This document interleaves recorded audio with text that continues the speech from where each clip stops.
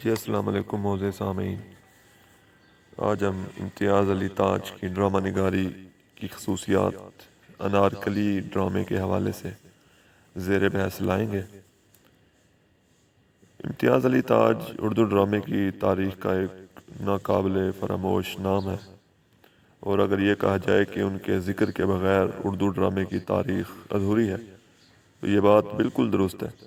ان کا ڈرامہ انارکلی جدید اردو ڈرامے کا نقطۂ آغاز ہے، اور امتیاز علی تاج کی شہرت کا تمام تر انحصار اسی ڈرامے پر ہے۔ اور یہ بھی حقیقت ہے کہ اگر امتیاز علی تاج اس ڈرامے یعنی انارکلی کے علاوہ کوئی اور لفظ بھی نہ لکھتے تب بھی ان کی شہرت میں کوئی فرق نہ آتا۔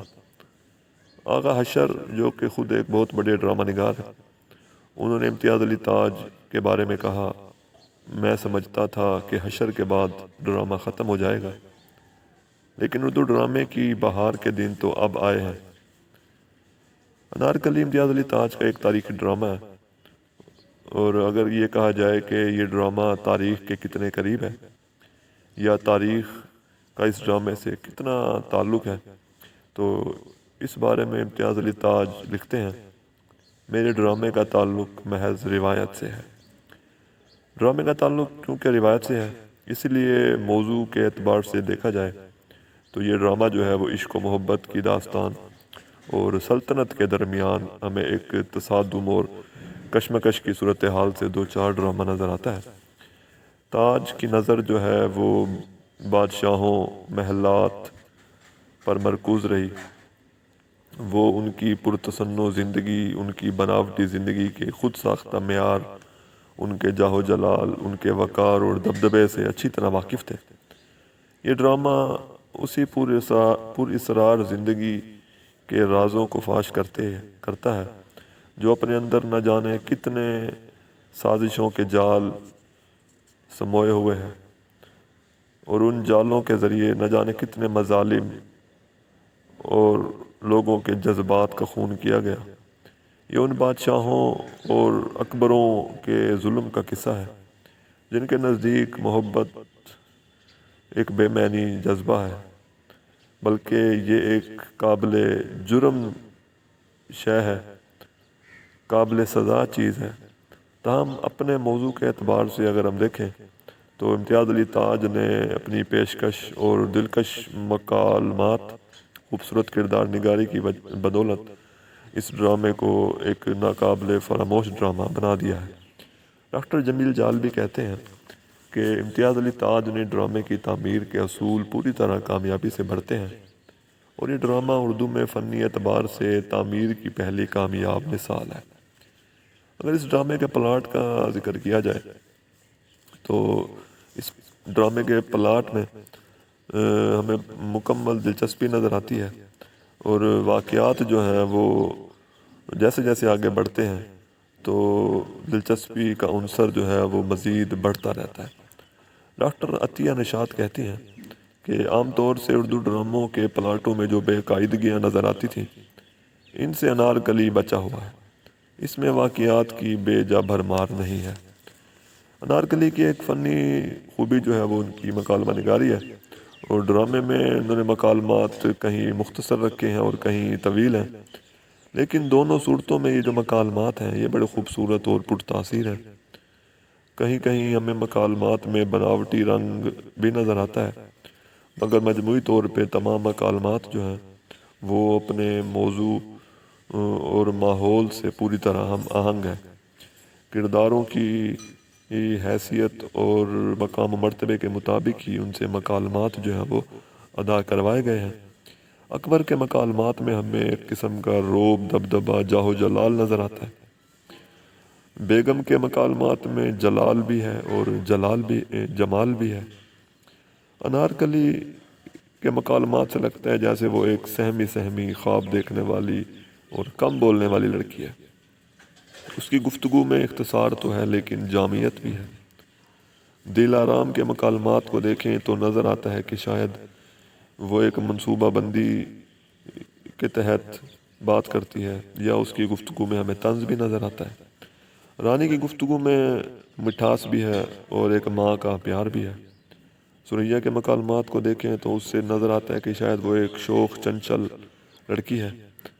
بختیار کے مکالمات سے اس کی دوستی کی شدت اور خلوص کا اندازہ ہوتا ہے۔ اس کے علاوہ کنیزوں اور رقاصاؤں کے مکالمے دیکھیں تو ان میں ہمیں شوخی، ناز نخرے اور چھیڑ چھاڑ کا جو ہے پہلو واضح نظر آتا ہے۔ یعنی یہ تمام مکالمات جو ہیں وہ فنی لحاظ سے نہایت کامیاب ہیں۔ یہ مکالمات آنے والے واقعات کی عکاسی کرتے ہیں، وہیں کرداروں کی شخصیت بھی واضح کرتے ہیں۔ انارکلی اور سلیم جو ہیں وہ محل سرا کے پائیں باغ میں رات کے وقت ملاقات کرتے ہیں، اور ان کی ملاقات کو جو ہے وہ دل آرام دیکھ لیتی ہے۔ انارکلی شرم سے اور خوف سے متاثر ہو جاتی ہے اور خودکشی کا ارادہ کرتی ہے۔ انارکلی اور سریا اس موقع پر جو گفتگو کرتے ہیں وہ ملاحظہ کیجیے۔ انارکلی سریا کا ہاتھ پکڑ کر وحشت کی نظروں سے ادھر ادھر دیکھتی ہے۔ ننھی تم جا کر سو جاؤ۔ سریا اور تم؟ انارکلی میں جاتی ہوں۔ سریا کہاں؟ انارکلی جہاں رسوائیوں کا خوف نہیں۔ انارکلی توقف کے بعد مجھے مر جانا چاہیے سریا۔ اس مکالمے کو دیکھیں تو ہمیں نظر آتا ہے کہ انارکلی جو ہے وہ ایک شرم و حیا والی لڑکی ہے، اور فنی لحاظ سے اگر ہم دیکھیں تو ڈرامے میں خود کلامی کا عنصر بھی نظر آتا ہے۔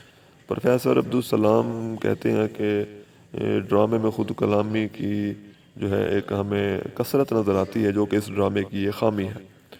اگر غور کریں تو یہ خود کلامی جو ہے یہ اس ڈرامے میں کوئی خامی نہیں ہے، بلکہ امتیاز علی تاج نے اسے موقع محل کے مطابق ہی پیش کیا ہے، اور انہوں نے اس خوبصورتی سے خود کلامی کے عنصر جو ہے استعمال کیا ہے کہ یہ ڈرامے کے حسن میں اضافہ کرنے کا باعث بن جاتا ہے۔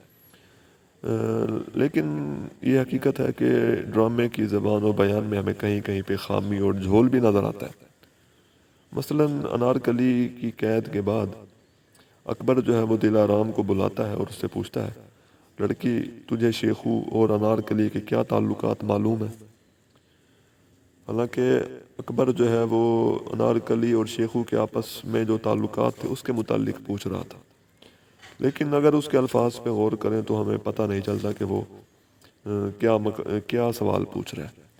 تو مجموعی طور پر ان کے مکالمے جو ہیں وہ برجستہ اور چستگی کے حامل ہیں، ان میں لطف بیان بھی ہے اور حسن کلام بھی ہے۔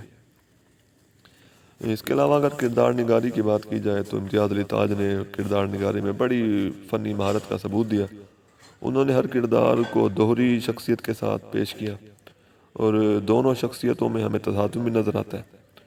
اکبر جو ہے شہنشاہ ہے اور ایک مصلحت اندیش باپ بھی ہے۔ اس کے علاوہ سلیم جو ہے وہ شہزادہ بھی ہے اور ہمیں ایک عاشق کے روپ میں بھی نظر آتا ہے۔ انارکلی ایک رقاصہ بھی ہے اور محبت کرنے والی ایک لڑکی بھی ہے۔ دل آرام حسد بھی کرتی ہے اور محبت بھی کرتی ہے۔ رانی ایک ملکہ ہے اور ایک ماں بھی ہے۔ اس کے علاوہ بختیار ایک رازدار دوست بھی ہے، ایک غم گسار دوست بھی ہے، ایک نصیحت کرنے والا دوست بھی ہے۔ اسی طرح ہر کردار جو ہے وہ دوہری شخصیت کا مالک ہے۔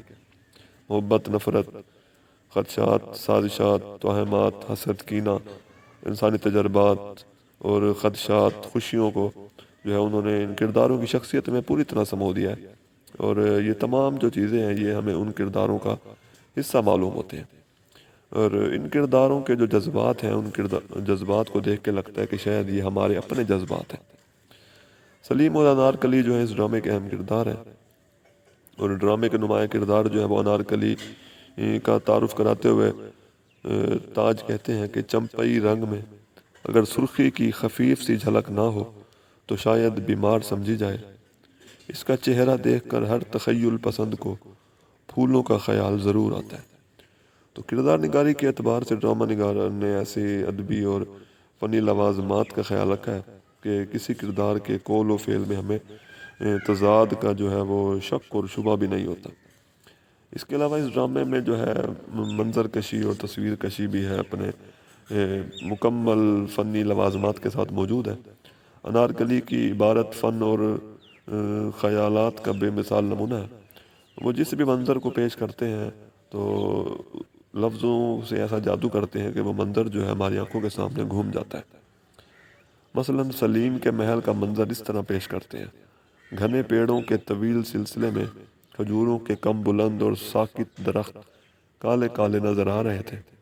راوی ان دور کی رنگینیوں کو اپنے دامن میں قلعے کی دیوار تک لانے کی کوشش کر رہا ہے۔ تو منظر کشی کے لحاظ سے یہ جو منظر ہے یہ اگرچہ دلچسپ، دلکش اور لاجواب ہے، مگر اس میں بھی ایک خامی ہے کہ اگر ہم سٹیج ڈرامے بنائیں اور یہ منظر سٹیج پہ دکھانا چاہیں تو یہ ناممکن ہے۔ مگر اس طرح کے حسین اور جمیل اور جیتے جاگتے جو مناظر ہیں، یہی انارکلی کی ادبی جو مقام و مرتبہ ہے اس کو مزید بڑھاتے ہیں، اس کی خوبصورتی میں اور چاشنی میں اضافہ کرتے ہیں۔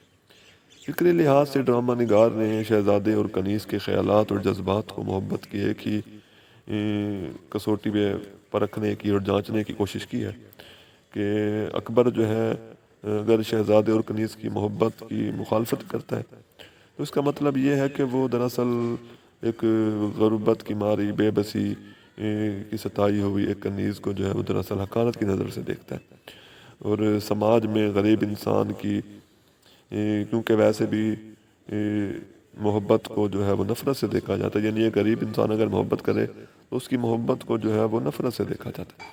اسی لیے اکبر کے خیالات جو ہیں وہ ہمیں لگتا ہے جیسے وہ ایک مادہ پرستی پہ مشتمل خیالات ہیں، اسی لیے وہ انارکلی کی محبت کی بالکل بے پرواہ نہیں کرتا اور اسے ایک ادنا سی کنیز اور رقاصہ سے زیادہ اہم نہیں سمجھتا۔ اور اس میں بھی شک نہیں ہے کہ تاج جو ہے وہ ایک خاص حوالے سے گزرے ہوئے زمانے کی کیونکہ ترجمانی کرتے ہیں، لیکن اگر غور کریں تو معاشرتی حوالوں سے اور نفسیاتی طور پہ یہی صورتحال ہمیں آج بھی نظر آتی ہے کہ جیسی اس زمانے میں مادہ پرستی تھی اور شان و شوکت اور جاہ و جلال جو ہے اس کو زیادہ اہمیت دی جاتی تھی، تو یہی طبقاتی اونچ نیچ جو ہے وہ ہمیں آج بھی نظر آتی ہے۔ دوستو، مشہور افسانہ نگار پریم چند انارکلی کے کردار کے حوالے سے رائے دیتے ہوئے کہتے ہیں: مجھے جتنی کشش انارکلی میں نظر آئی کسی اور ڈرامے میں نہیں۔ تو اس لحاظ سے اگر دیکھا جائے تو امتیاز علی تاج کا جو قلم ہے وہ ہمارے موجودہ دور کی بھی ترجمانی کرتا ہے، اور یہ جو تمام بحث کی گئی ہے اس سے ثابت ہوتا ہے کہ انارکلی جو ہے وہ مجموعی طور پہ اردو ڈرامے کی روایت میں ایک ایسا ناقابل فراموش ڈرامہ ہے جسے ہمیشہ یاد رکھا جائے گا۔ اس میں ہمیں فکر اور فن کی تمام جو خوبیاں ہیں وہ یکجا نظر آتی ہیں۔ انارکلی سے پہلے اردو ڈرامے کی جو روایت تھی وہ فنی لحاظ سے پختہ نہ تھی۔ یہ امتیاز علی تاج کا ہی کمال ہے کہ انہوں نے انارکلی لکھ کے اردو کی ڈرامے کی روایت میں ایک جدید انداز اور اسلوب متعارف کرایا اور اردو ڈرامے کو ایک نئی جہت سے روشناس کرایا۔ پروفیسر عبدالسلام کہتے ہیں کہ ڈرامے کی دنیا میں انقلاب انارکلی کی اشاعت کے بعد آیا۔ انارکلی نے ڈرامے کو رخ دیا، اردو ڈرامے کو جدید انداز کی طرف لانے کا سہرا اس کے سر ہے۔ تاج کے دیگر ڈرامے کرتبہ کے قاضی، بیگم کی بلی، کمرہ نمبر 5، عید کے تحفے، چچا چھکن وغیرہ بھی فنی لحاظ سے تو کامیاب ضرور ہیں، مگر اردو ڈرامے کی روایت میں جو اعلیٰ مقام انارکلی کو ملا ہے کسی اور ڈرامے کے حصے میں نہیں آیا۔ انارکلی کی خدمات کو فراموش نہیں کیا جا سکتا، انہوں نے تمام فنی لوازمات کا خوبصورتی سے استعمال کیا۔ ڈاکٹر محبوب الہی کہتے ہیں کہ اس انارکلی میں بیک وقت علمی ادبی وزن و وقار ملتا ہے اور شدید ڈرامائی کیفیات بھی ہیں۔ مختصر ہم یہ کہہ سکتے ہیں کہ انارکلی جو ہے اردو ڈرامے کی روایت میں ناقابل فراموش ڈرامہ ہے جس کی بدولت امتیاز علی تاج کا نام جو ہے وہ ہمیشہ ہمیشہ کے لیے یاد رکھا جائے گا۔ شکریہ۔